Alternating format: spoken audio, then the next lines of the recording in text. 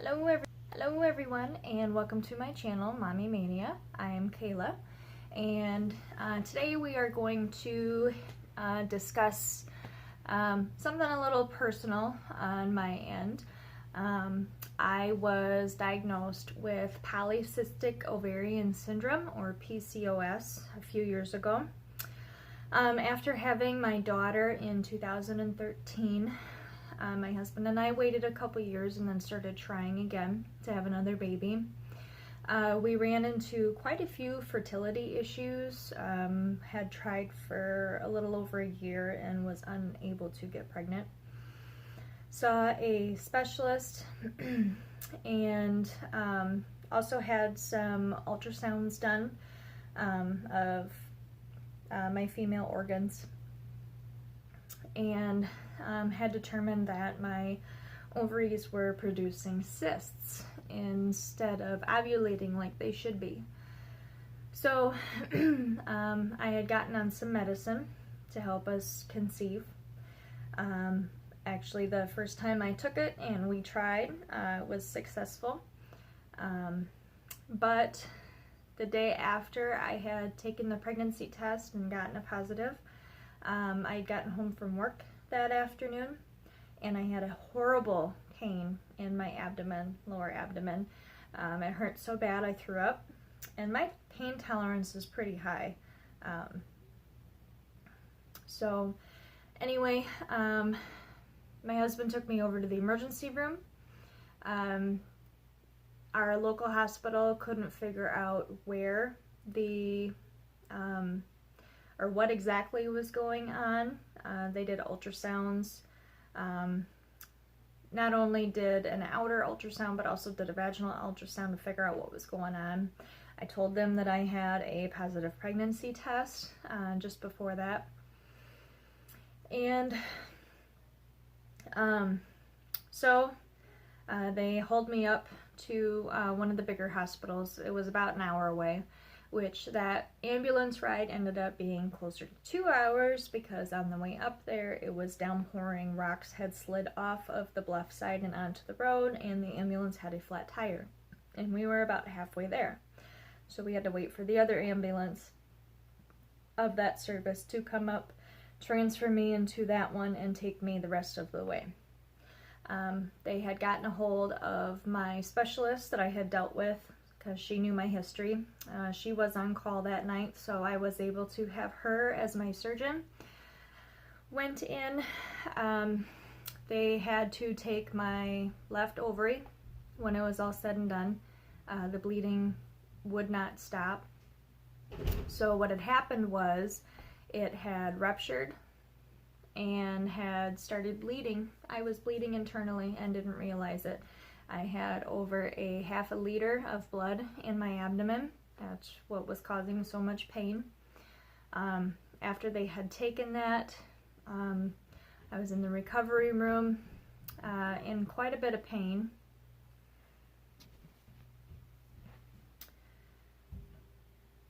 So I had to recover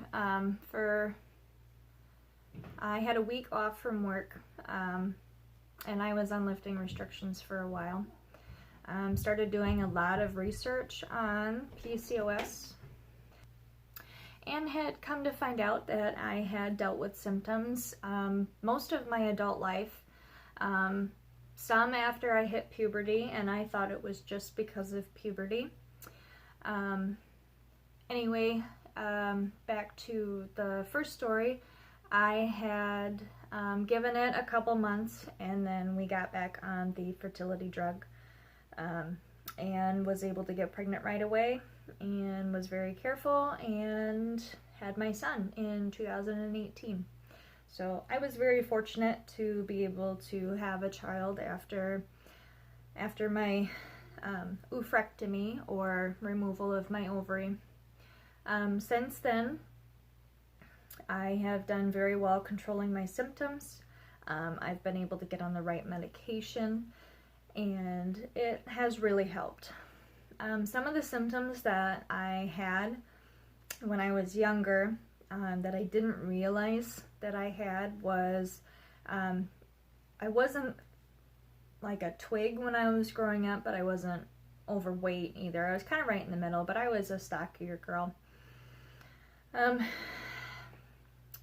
I was heavier in middle school, and excess weight is a contributing factor to PCOS. I had really bad acne, and even today, even with my medicine, it is better. But I didn't wear makeup today because I wanted to show you. I've got some here and here, one there that started, and here and here. So it is a lot better. I used to have acne like all over my face when I was pregnant with my daughter, and it very well could have been because I was pregnant with her. Whole face and down my neck was littered with acne.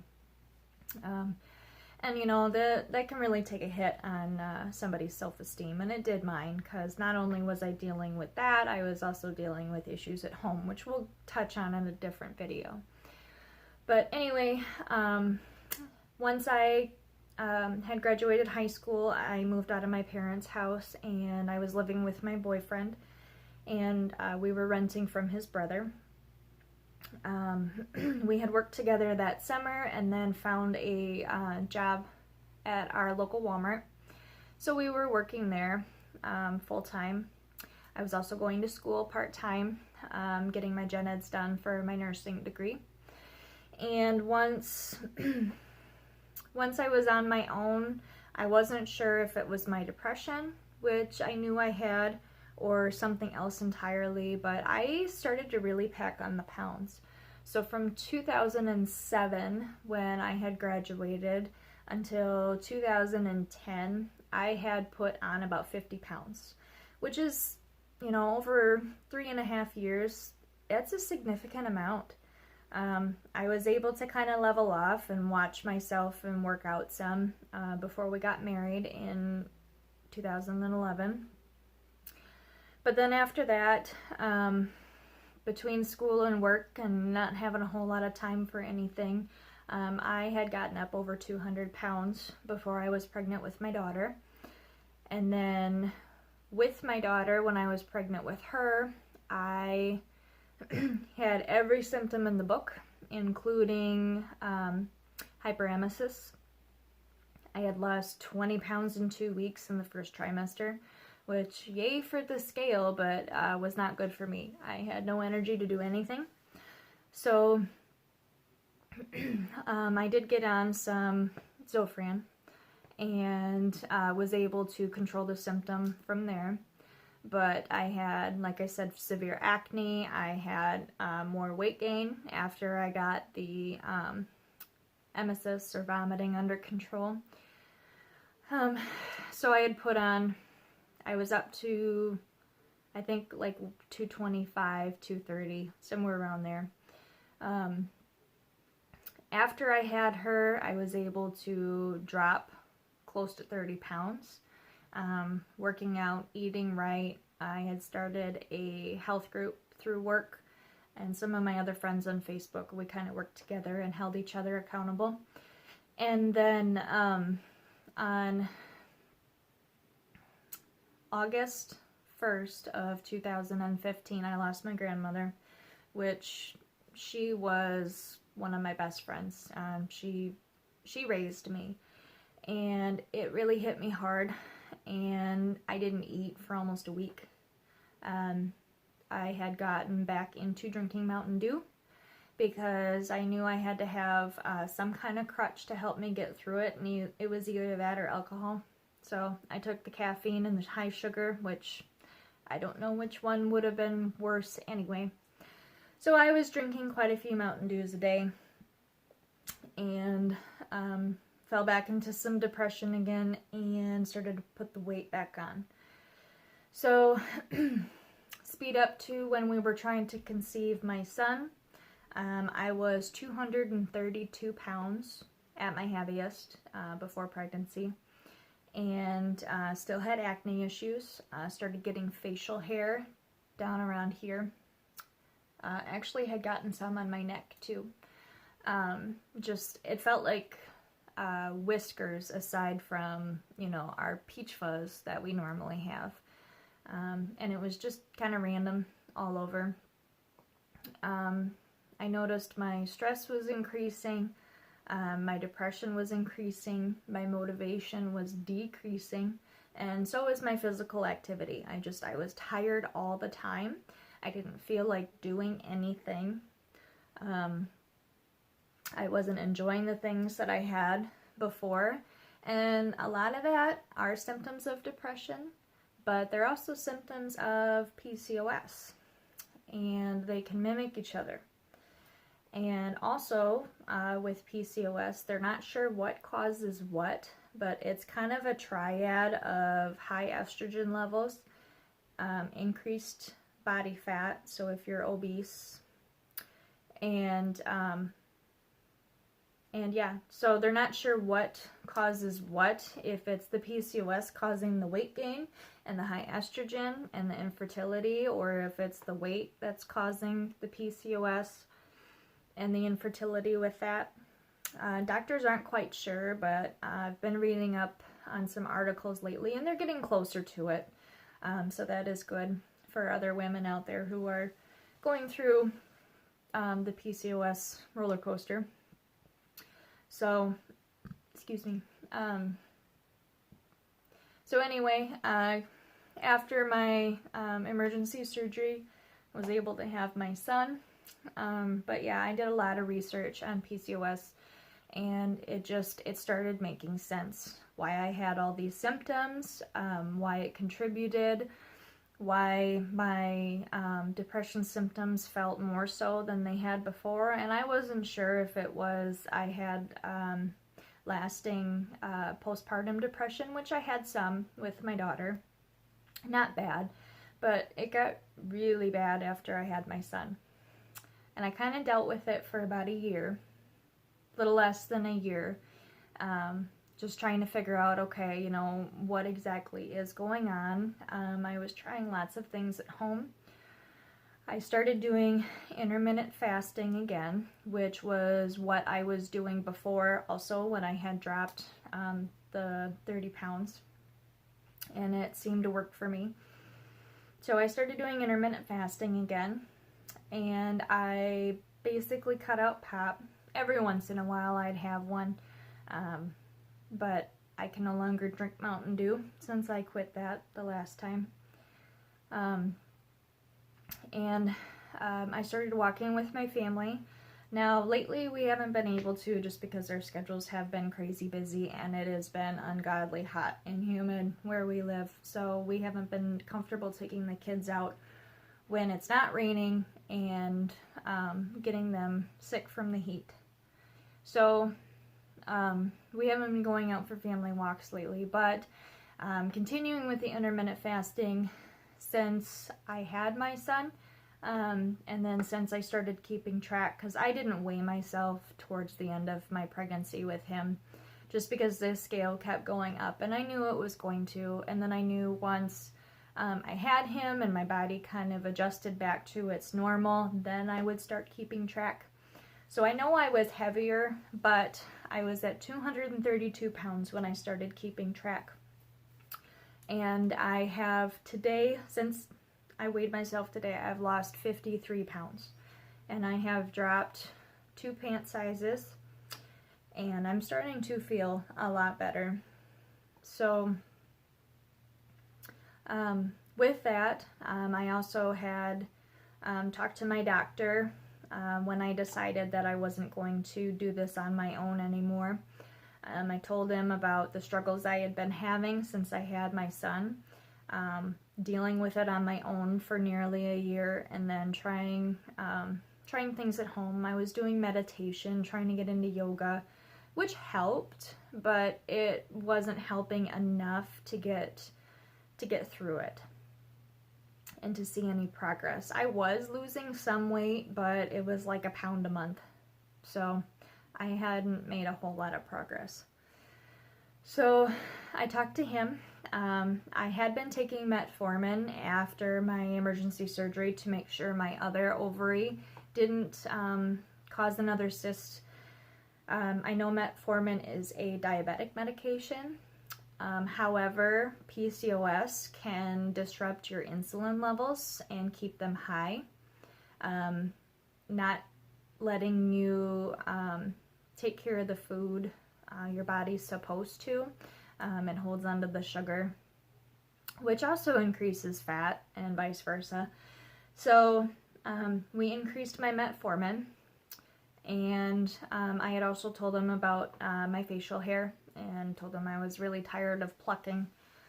And he put me on spironolactone, which is a high blood pressure medication, but it has shown, I guess it's a side effect, but it also helps women with PCOS lower their accumulation of the facial hair. And it takes a little while to get started. It took a couple months once we figured out the right dose for me to actually work. And I still have the occasional hair, but it wasn't growing like it was before. And then also, because of my depression and anxiety that I was having, I also got on some Wellbutrin, which also has a appetite suppressor in it. So with the combination of those medications and my intermittent fasting, I have been able to drop a lot of weight. My energy level is higher. It's still not where I would like it to be. And my motivation to do things is getting better, but it's still not where I would like it to be.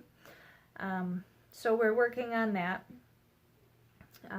But yeah, so my intermittent fasting that I've been doing basically is I skip breakfast and then I eat an earlier lunch. So I'm up anywhere from 4:30 in the morning to 6:30 in the morning, depending on my schedule. I'm an in-home daycare provider, so it depends on when my kids are showing up in the morning.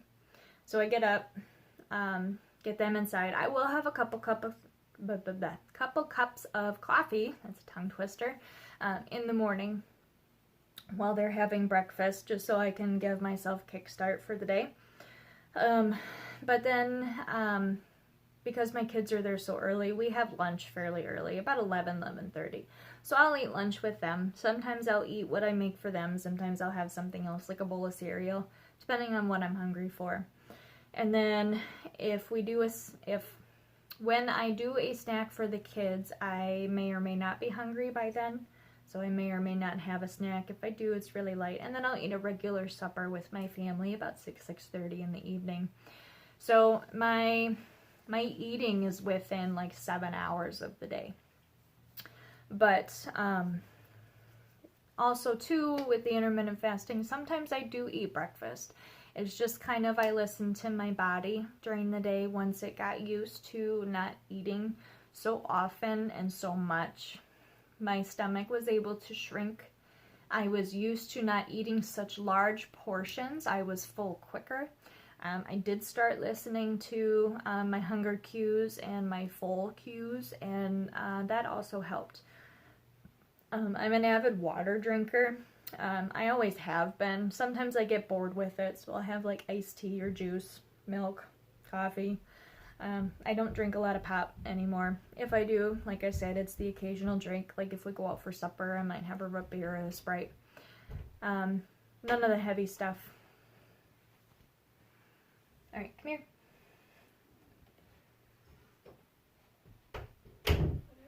Come here. You say hi? Hi. I'm recording for YouTube. Okay. All right. Why don't you go back out, watch the movie, okay? Go on.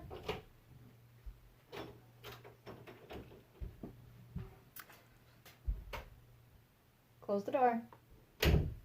So, that was my daughter. We're having quiet time right now, and she's supposed to be watching the movie or taking a nap. Yeah, not happening. Anyway, so back to the intermittent fasting. So yeah, that's what has helped me the most lately. Like I said, because I haven't been able to work out like I've wanted to, just because my schedule is so hectic. Now when school starts in this area and I get back to kind of more of a regular schedule, because during the summer I have kids at odd hours throughout the day, and you know, in the summer when it's hot like this, you don't want to work out. So I've been really bad about that. But when school starts, end of August, first part of September, yeah, I'm gonna get back into it full time. I'm just gonna make myself do it. But yeah, so I have been able to lose some weight, keep it off. You know, my pattern has been I'll do really well for a little while and lose a few pounds, and then I'll kind of level off, and then I'll lose a few pounds, and then I'll level off. And it's just a matter of my body has to adjust to the lower calories, the not eating quite as often, not eating quite as much, drinking water, etc. And my body has responded really well to that in combination with the medications that I'm on. So I would recommend for anyone that is struggling with weight gain, acne, facial hair, abdominal pain. I forgot to mention that before I was diagnosed with PCOS, I was having abdominal pain about the time I was supposed to be ovulating every month. So I would have, and you know, my period cramps aren't too bad. I mean, I know when it's coming on and I know when I have it. Yeah, I have to take ibuprofen to help me through it, but they're not like, oh my God, my belly really hurts. So when I started having cysts, not realizing it, I wasn't sure what was going on. And when we were trying to get pregnant, I kept thinking I was probably having miscarriages. And I know I had one before I had my emergency surgery, and then I did lose the one that I was pregnant with right after the surgery, which I knew probably would happen, and yeah, it really sucked and it hurt me. But once I got pregnant with my son and we got through that first couple months, and then I'm like, okay, good. I'm sure I'm gonna hold on to this one, and I was able to. So, you know, having a rainbow baby, you know, I feel for every mom out there who is trying to get pregnant, can't get pregnant, or, you know, having trouble keeping a pregnancy. Yeah, I've been there and it sucks. But anyway, any woman that's having any of these symptoms, if you have not yet been diagnosed with PCOS, go to your doctor and see what you can do. There are other medications out there too that will help with symptoms. I'm not exactly sure what they are, but they help with other symptoms like your insulin, your acne, weight. There's a lot that can be done. And doctors are figuring out more and more every day. Like I said, I keep reading the articles that keep coming up, you know, trying to see if they have discovered anything else. And I've been talking to some of my friends who have recently been diagnosed with PCOS and telling them some of my story and saying, you know, go talk to your doctor and see if you can get on something. So, anyway, to make a long story short, I am losing weight. I am hoping to continue to lose weight. I'm halfway past my goal. So I'm getting there. I don't have a whole lot more to lose, but I do have more to lose. I have more to work for. And once I get down the weight, I am bound and determined to keep it off and to continue the healthier lifestyle, not just for myself, but for my kids as well. And my husband is also working on losing weight. Ever since we started going together, we got really comfortable with each other and kind of let ourselves go. So we're both working to become healthier again, feel better, get back into some of the hobbies that we really enjoyed doing together. Hunting, fishing, hiking, biking, that kind of stuff. Being outdoors. We're real outdoorsy people.